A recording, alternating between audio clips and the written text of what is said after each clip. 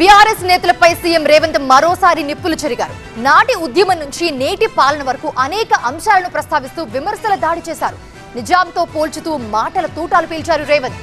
అందేశ్రీ స్మృతివనం పనులకు భూమి పూజ చేసిన సీఎం రేవంత్ బీఆర్ఎస్ నేతలపై విరుచుకుపడ్డం హాట్ టాపిక్ గా మారింది.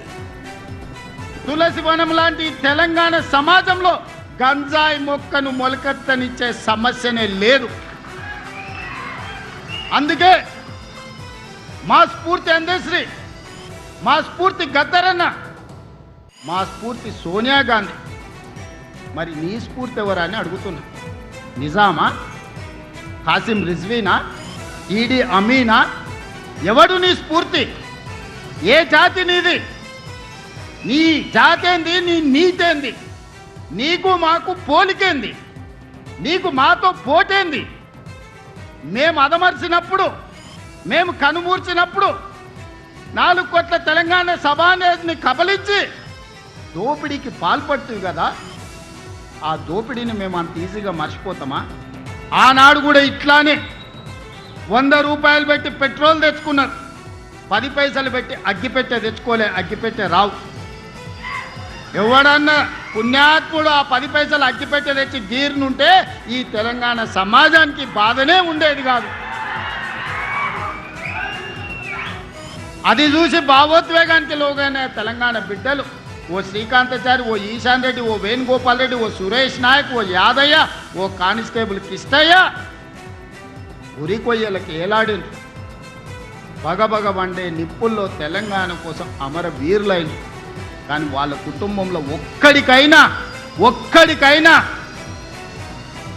ఊరంత గీతైన పడ్డదా ఆలోచన చేయండి సోదరులారా.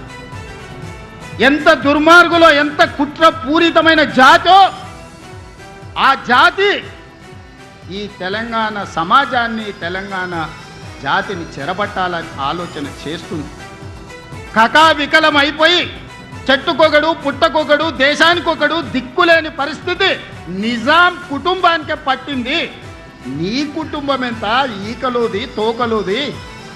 ఇవాళ నువ్వు అనుకుంటున్నామేమో చాలా ఉన్నాయని.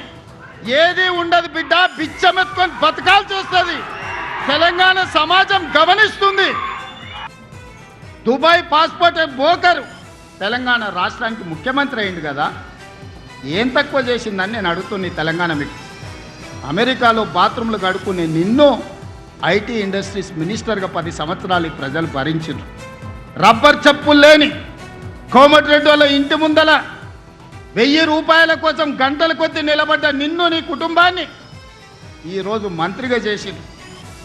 బతుకమ్మ చీరలు, బోనాలు, బతుకమ్మలు వస్తే వసూళ్లు చేసే మీ చెల్లెల్ని కూడా ఎమ్మెల్సీ, ఎంపీగా తెలంగాణ సమాజం చేసింది కదా. చివరికి సారాలో సోడా పోసే ఆయన సడ్డకుని కొడుకుని కూడా రాజ్యసభ సభ్యులను చేసింది కదా. ఇది తెలంగాణ ప్రజలు చేసిన త్యాగం కదా. ప్రపంచానికి ఆగర్భ శ్రీమంతుడైన నిజాము 3వ తరం వచ్చే లోపల చూద్దామంటే కూడా దొరకని పరిస్థితి ఈ ప్రాంతంలో ఉత్పన్నమైంది. నువ్వెంత? నీ బిషాత్ ఎంత? నీ జాతి ఎంత?